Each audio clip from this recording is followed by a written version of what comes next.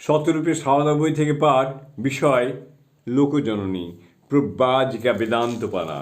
পরবর্তী অংশ। স্বামীজির চরিত্র, ব্যক্তিত্ব ও ধর্মভাবে আকৃষ্ট হয়ে যারা বিদেশি হলেও ভারতবর্ষকে ভালোবেসে রামকৃষ্ণ বিবেকানন্দ আন্দোলনে জীবন উৎসর্গ করেন, তাদের মধ্যে নারীদের ভূমিকায় অধিক।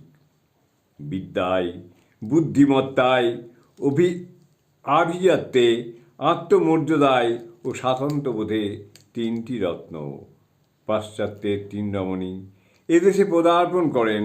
স্বামীজির উদ্বেগ ছিল হিন্দু সমাজ এই মহিলাদের কিভাবে গ্রহণ করবে।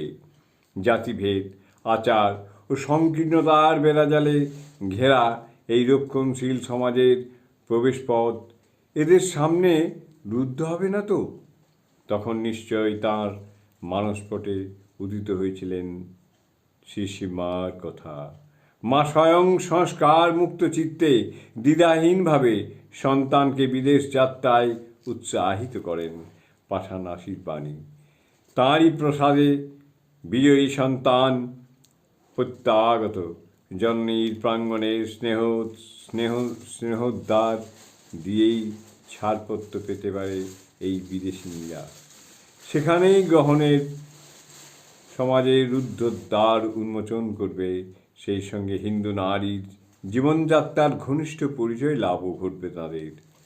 জয় মা জননীং শারদাং দেবীং রামকৃষ্ণং জগদ্গুরুং পাদপদ্মে তয়ো শ্রিত্বা প্রণমামি।